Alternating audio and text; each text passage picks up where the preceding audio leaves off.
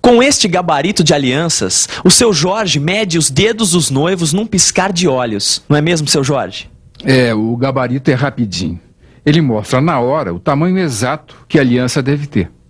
Na verdade, o que o seu Jorge faz é uma medição indireta. E as vantagens deste tipo de medição são tão grandes que garantem ao profissional de mecânica maior produtividade sem perda da qualidade.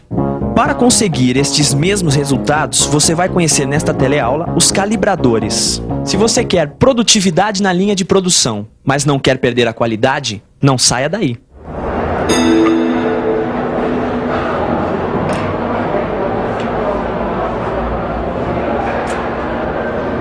Tito, o diâmetro do furo ficou um pouco menor do que permite a tolerância dele, né? Na verdade eu tenho que aprender um pouco mais sobre essa operação aí, viu, Silva? Estudar dá trabalho, não é? Bom, que bom que você tá com uma boa vontade e vai me ensinar, né?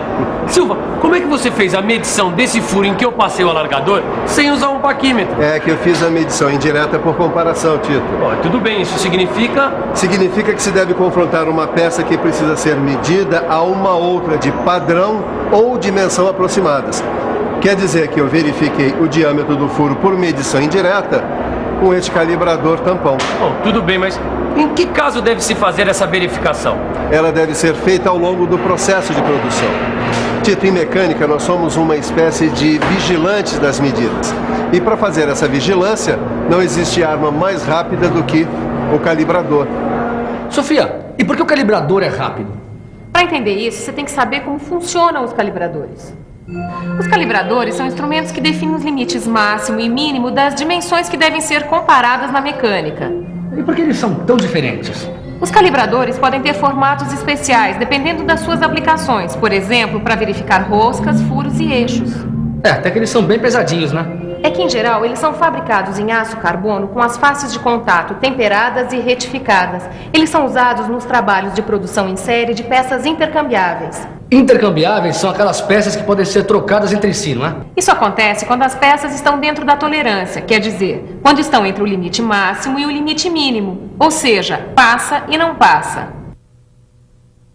Já que você é técnico, vê se eu tô certo. Para a peça ficar entre seu limite máximo e o seu limite mínimo, ela deve passar deste lado e não pode passar deste outro lado? Isso mesmo. Assim dá para saber logo se a peça está dentro da sua tolerância. Tá, mas que calibrador é esse que você está segurando? Esse aqui é um calibrador tampão para furos. É muito simples o seu funcionamento. Ele trabalha como se estivesse realmente tampando um furo.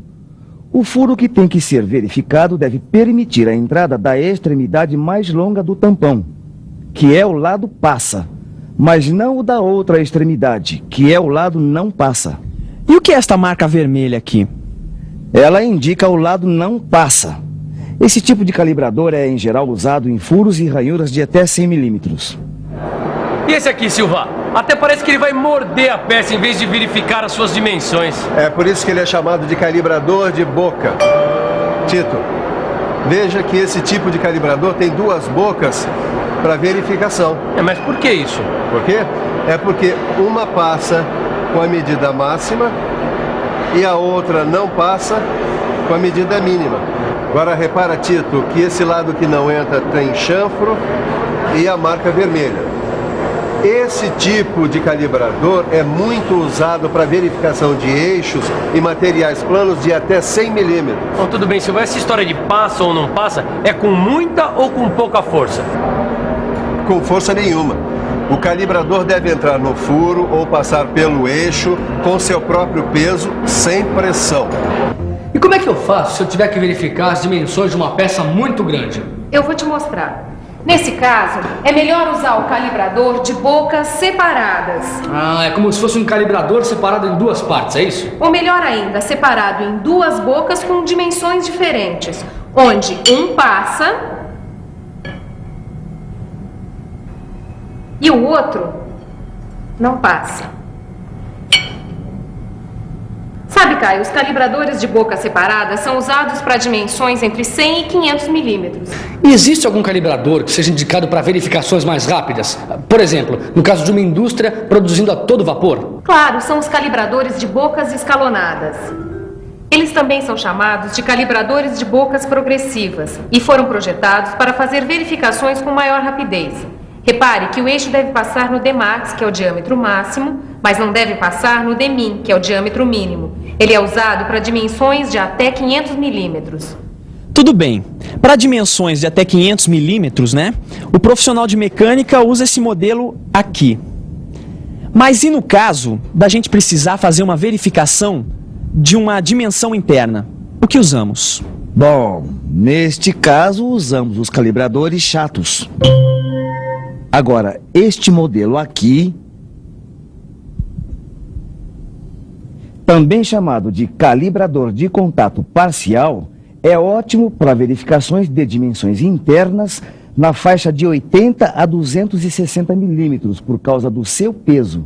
Este lado deve passar no espaço interno e este outro não deve passar. Já este outro modelo é indicado para dimensões internas entre 100 e 260 milímetros. Agora, para o caso das dimensões acima de 260 milímetros, nós temos este calibrador tipo varetas. Ele tem duas hastes metálicas com as pontas em forma de calota esférica.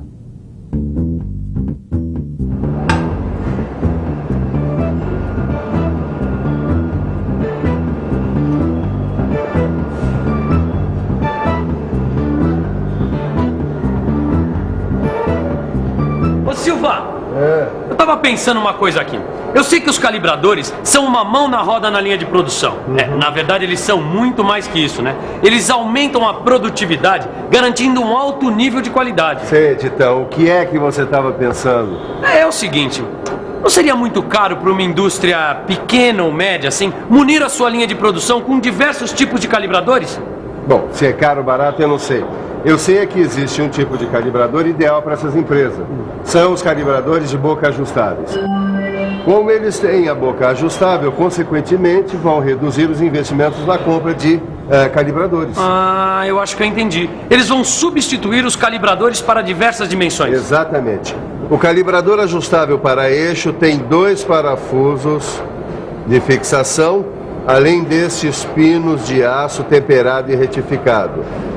Ele é confeccionado em ferro fundido em forma de ferradura. Mas como é que funciona o ajuste deles? É preciso ajustar os pinos cilíndricos à tolerância da peça, que deve ser verificada.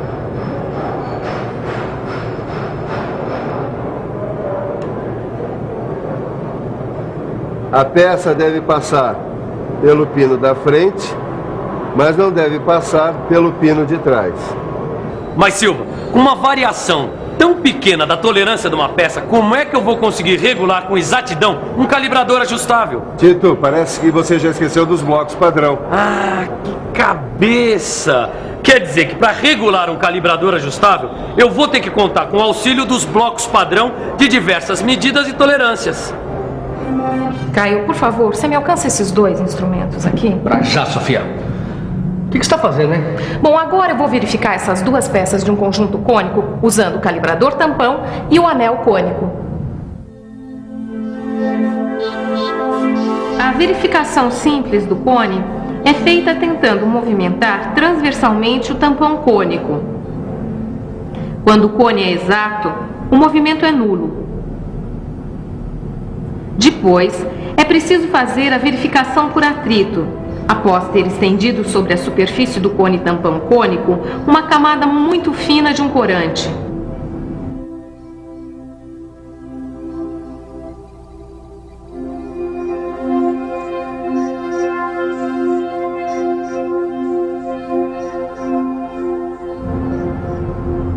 Ele vai deixar traços nas partes em contato.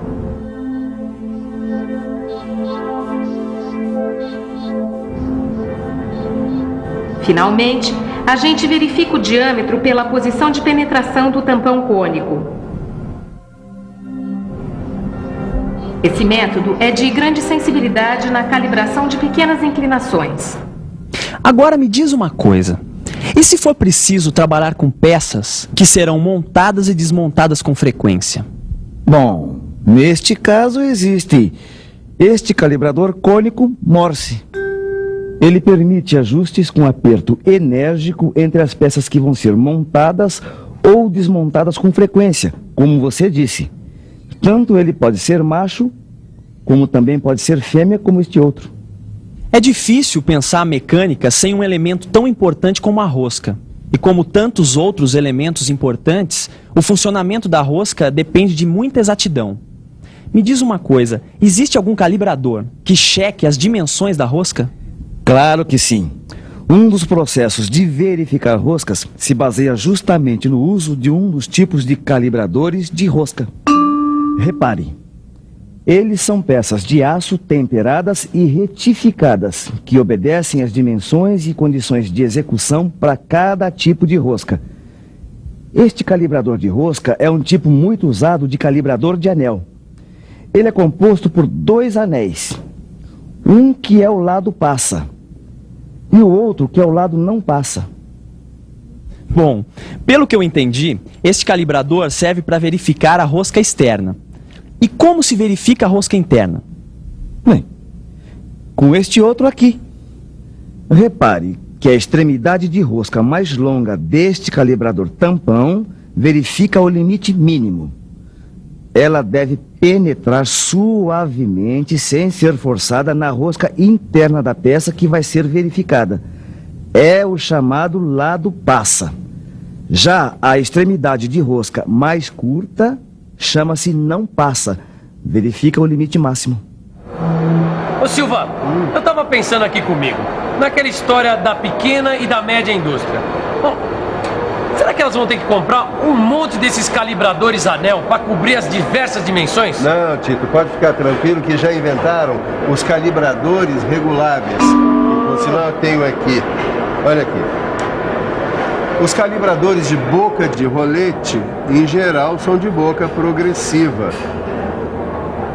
Isso faz com que a operação seja muito mais rápida, porque as peças, olha, não se aparafusam, viu? Poxa, isso é muito bom, hein, Silva? Exatamente. Repare que esses calibradores em forma de ferradura podem ter 4 roletes cilíndricos ou 4 segmentos. Esses roletes cilíndricos podem ter rosca ou sulcos, cujo perfil e passo são iguais à rosca que vai ser verificada e são ajustados às dimensões máxima e mínima do diâmetro médio dos flancos. Sofia, é assim que eu ajusto os roletes cilíndricos desse calibrador aqui? É assim mesmo, Caio. Agora você já pode guardá-los no armário. Tá, eu já vou guardar. Mas antes, me explica quais os cuidados principais que eu devo tomar para a melhor conservação desses calibradores. Olha, esses instrumentos, você precisa ter cuidado para eles não perderem exatidão. Ah, isso eu sei. Evitar choques, evitar quedas. Agora, o que é mais importante? A limpeza. A limpeza é muito importante. Sempre que você acabar de usar um calibrador, é importante você passar uma fina camada de óleo. Tá, e o que mais? Olha, você tem que lembrar de devolver eles aos estojos e guardar em local apropriado. Ah, tá. Olha, enquanto eu guardo os calibradores nesse estojo aqui, você dá uma boa revisada em tudo que a gente aprendeu hoje. E atenção, se liga aí que é hora da revisão. Na teleaula de hoje, você aprendeu que os calibradores garantem produtividade e qualidade, fazendo na linha de produção uma medição indireta. Depois, você conheceu o funcionamento de diversos tipos de calibradores. E ainda ficou sabendo de alguns cuidados importantes para a melhor conservação desses instrumentos de medição. Se você quer garantir a produtividade, mas não quer colocar em risco a valiosa qualidade, pratique os exercícios que estão no seu livro de estudos. Até a próxima teleaula. Até mais.